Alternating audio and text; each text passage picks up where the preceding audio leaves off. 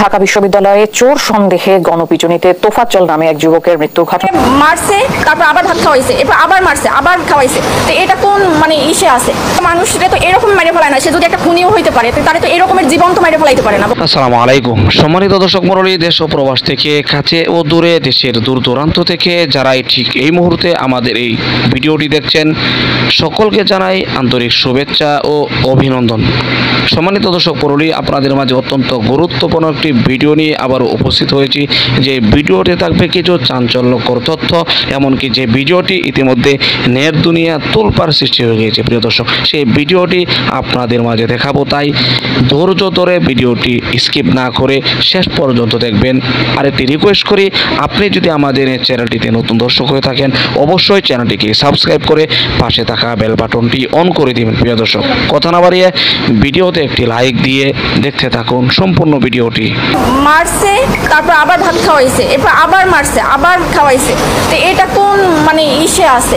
মানুষরা তো এরকম মেরে ফেলায় না, সে যদি একটা খুনিও হইতে পারে তাহলে তো এরকমের জীবন তো মেরে ফেলাইতে পারে না। বলেন, ওরা প্রশাসনের কাছে দেন, কিন্তু ওরা মাইরেন না। নিতে হলে টাকা দিতে হবে 35,000 টাকা দিয়ে ছাড়াই নেন, নাহলে আমরা ওরা ছাড়বো না, ওরা আরো মারবো। ফ্যামিলির কেউই নাই একটা মানুষের। আমার আপনার কি যদি এরকম থাকে তাহলে তো আমরাও একই পথের প্রতীক হইতাম, যে মা বাবা ভাই বোন কেউই নাই। মূলত 11টার দিকে আমার বাবাকে ফোন দেওয়া হয়েছে, রাত 11টার সময় ফোন দেওয়া হয়েছে, আপনি কি তোফাজ্জলের মামা? তখন আমার আব্বা ধরছে যে, তখন বলছে যে তোফাজ্জল এরকমের, আমরা ওরা আটকাইছে, এই হলে আছে, এখানে এখন ওকে নিতে হলে টাকা দিতে হবে 35,000 টাকা দিয়ে ছাড়াই নেন, নাহলে আমরা ওরা ছাড়বো না, ওরা আরও মারবো। তখন আমার আব্বা বললো যে আমি তো গ্রামের বাড়িতে, আমি কীভাবে করবো। তখন আমার আব্বা আমাকে ফোন দিছে যে তুমি একটু কথা বলো, তোফাজ্জল নাকি এরকমের, উনি ওর হলে এরকমের কথাবার্তা অসঙ্গতি পাইছে, এই জন্য ওরে ধরে ওরে মারতেছে। তখন আমি ওই লোককে ফোন দিছি যে ভাই এরকম, আমি তোফাজ্জলের মামাতো বোন, ওরে কেন মারতেছে? তাও বলতেছে যে ও আমাদের হলে ঢুকছে বা করছে। তা আমি বলছি যে ভাই দেখেন, ও পাগল মানুষ, ও যদি কোনো একটা অন্যায় করে তাহলে আপনারা প্রশাসনের কাছে দেন, কিন্তু ওরা মাইরেন না। তখন বলে কি আপনি যে পাগল, কিন্তু ও তো ওর আচরণের কথাবার্তা, একটা পাগলের মামার নাম্বার কেন মুখস্থ থাকবে? একটা পাগলের সে চাচাতো ভাইয়ের নাম্বার পর্যন্ত মুখস্থ থাকে, তাহলে সে কিভাবে পাগল হয়? আমি বলছি যে দেখেন, ও অনেক মেধাবী ছিল, ওর মা বাবা ভাই বোন সবাই কেউই নাই বলতে গেলে। ও এই কারণে ওর ভাই গত বছর 15 রোজায় হলো লিভার ক্যান্সারে মারা গেছে। তো ওই ভাইয়া, ও আগেই মাথায় সমস্যা ছিল, ভাইয়া অনেক ডক্টর দেখাইছে, আমার ফুপু মারা যাওয়ার পর থেকে ওর এই সমস্যাটা হয়েছে। কিন্তু কারোর কোনো, ওই যে ধরেন আপনি খাবার খাচ্ছেন, আপনার থেকে টান দিয়ে নিয়ে খাইলো, ওর ক্ষুধার জ্বালার কারো থেকে টাকা নিল চাইয়া, যে এরকমের। ওর বাবা মারা গেছে রোড অ্যাক্সিডেন্টে 8 বছর আগে, 5 বছর আগে ওর মা মারা গেছে লিভার ক্যান্সারে। তারপর ছিল ওরা 2 ভাই। ওর ভাই হলো নাজিরপুরের থানার এসআই নাসির হোসেন। তখন উনি গত বছর পহেলা রোজায় ধরা পড়ছে ক্যান্সার, উনি 15 রোজায় মারা গেছে। তো ওর ভাই মারা যাওয়ার পরে ও একদম রাস্তার উম্মত পাগল হয়ে গেছিল। তারপর আমরা অনেকবার ট্রাই করছি ওরে পাবনায় নেওয়া ডক্টর দেখানোর জন্য বা করার জন্য, কিন্তু ওরে ইয়ং তো, ওরে ধৈর্যও বাইদাও রাখার মতো ওরকমই না। একবার শিকল ভাইকেও ছুটে গেছে, যেদিনকে আমরা সকালে পাবনায় নিয়ে যাব। এই এখন কালকের তো এই অবস্থা। পরে হলো ওই লোক, আমি ফোন দিছি পর উনিও আমাকে সেম একই কথা বলছে, যে মানুষটা 4 বছর আগে থেকে পাগল, সে কিভাবে রাজনীতি করবে? আর দলীয় বলতে কি, ও তো নিজের পরনের কাপড়ে ওর মাঝে মাঝে থাকতো না, তাহলে সে দলীয় করবে কি? মানুষরা তো এরকম মেরে ফেলায় না, সে যদি একটা খুনিও হইতে পারে তাহলে তো এরকমের জীবন তো মেরে ফেলাইতে পারে না। বলেন, এটা কোন আইনে আছে আর কোথায় আছে? অবশ্যই চাই একদম সঠিক, যে মারছে তার একদম সেই সর্বোচ্চ আইনের সর্বোচ্চ ব্যবস্থা নিতে হবে, কারণ ওর গার্জিয়ান নাই, সেই জন্য একটা মানুষ, অসহায় মানুষটা তো এরকম মারতে পারে না, একটা কুকুরেও তো মারতে পারে না, এরকম মারতে মারিয়ে ফেলাইতে পারে না। মারছে, তারপর আবার ভাত খাওয়াইছে, এরপর আবার মারছে, আবার খাওয়াইছে। তো এটা কোন ইসে আছে?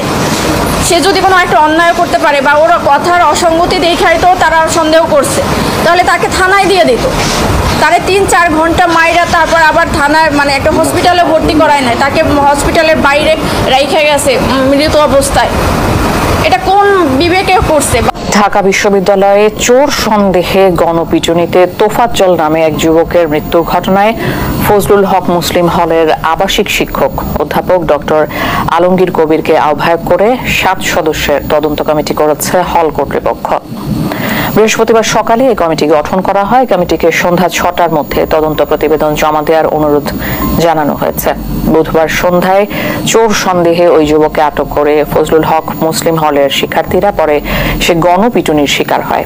এরপর রাত 12টার দিকে কয়েকজন শিক্ষার্থী ওই যুবককে হাসপাতালে নিয়ে গেলে কর্তব্যরত চিকিৎসক তাকে মৃত ঘোষণা করেন। আমাদের আজকের উৎসব ম্লান হয়ে যাবে। প্রচণ্ড নিষ্ঠুর পতিত স্বৈরাচারী সরকার এসব প্রতিষ্ঠানকে দিয়ে ক্ষমতা কুক্ষিগত করে রেখেছিল। আমরা তার এই প্রচেষ্টা ব্যর্থ করে প্রতিষ্ঠানগুলোর হারানো গৌরব ফিরিয়ে আনব। এই ঘৃণ্য চেষ্টায় ব্যবহৃত হয়ে যারা অপরাধ সংগঠিত করেছে তাদেরকে আইনানুগ বিচারের মাধ্যমে শীঘ্রই উপযুক্ত শাস্তি দেওয়া হবে। একই কথা দেশের সকল মন্ত্রণালয়, সংস্থা, শিক্ষা প্রতিষ্ঠান, নানা কর্মক্ষেত্রের জন্য প্রযোজ্য। সর্বত্র অপরাধীর বিচার হবে। আজ প্রত্যেকটি প্রতিষ্ঠান ও তার সদস্যরা নিজ নিজ কর্তব্য পালন করার মাধ্যমে দ্বিতীয় স্বাধীনতাকে উপভোগ করবেন, দেশকে গৌরবের শীর্ষে নিয়ে যাবেন এবং দেশবাসীকে এবং জগৎবাসীকে উপভোগ করার সুযোগ করে দেবেন। আমি জাতির পক্ষ থেকে প্রত্যেকের নির্ভয়ে আনন্দ চিত্তে নিজ নিজ কর্মস্থলে নিজ নিজ সামর্থ্য নিয়ে এগিয়ে আসতে অনুরোধ করছি। দেশের সকল মানুষকে আজ স্বাধীন, নির্ভয়, নিরুদ্বেগ থাকার জন্য নিশ্চয়তা দেওয়ার জন্য আমাদের ছাত্র শহীদরা প্রাণ দিয়েছেন। এই অভ্যুত্থানের মাধ্যমে সৃষ্ট সরকার দেশের প্রত্যেকের সরকার। এখানে থাকবে সকলের আকাঙ্ক্ষা পূরণের অধিকার। অরাজকতার বিষ বাষ্প এখন যেই ছড়াবে, বিজয়ী ছাত্র জনতা সহ মুক্ত মানুষের আইন শৃঙ্খলা বাহিনীর পূর্ণ শক্তি তাকে ব্যর্থ করে দেবে। নিষ্ঠুর স্বৈরাচারী সরকার দূর হয়ে গেছে। কাল সূর্য উদয়ের সঙ্গে সঙ্গে গণতন্ত্রের, সুবিচারের, মানবাধিকারের, নির্ভয়ে মত প্রকাশের পূর্ণ স্বাধীনতার জন্য সকলের স্বাচ্ছন্দ্যে জীবন ধারণের সুযোগ প্রদানের সচেষ্ট সরকারের ঘনিষ্ঠ সান্নিধ্য ও সহমর্মী পরশ দলমত নির্বিশেষে সবাই উপভোগ করবে। এটাই আমাদের লক্ষ্য। আমাদেরকে এই লক্ষ্য পূরণে সাহায্য করুন। সারা বিশ্ব আজ অবাক হয়ে বলছে, সাবাস বাংলাদেশ, সাবাস বাংলাদেশের ছাত্র জনতা। আমরা এই অর্জনটাকে আর অনেক দূর নিয়ে যেতে চাই। আমাদের ছাত্র জনতার জন্য কিছুই অসম্ভব নয়। আমাদের তরুণরা অসম্ভবকে সম্ভব করতে পারে, তারা সেজন্য প্রতিজ্ঞাবদ্ধ। যদি আমরা ঐক্যবদ্ধ থাকি, দর্শক, আশা করি সম্পূর্ণ ভিডিওটি দেখলেন। ভিডিও দেখে অবশ্যই বুঝতে পেরেছেন যে বিষয়গুলো আপনাদের মাঝে আলোচনা করলাম, যে ভিডিওটি দেখালাম। এই ভিডিও সম্পর্কে যদি আপনার স্থান থেকে আপনার কোনো মতামত থাকে, আপনার মূল্যবান মতামতগুলো কমেন্ট বক্সে জানিয়ে দেবেন। এমনকি এই ভিডিওটি শেয়ার করে সকলের মাঝে ছড়িয়ে দেবেন। প্রিয় দর্শক, আজকের মতো এখানে শেষ করছি। ভালো থাকুন, সুস্থ থাকুন। আবারও দেখা হচ্ছে পরবর্তী ভিডিওতে।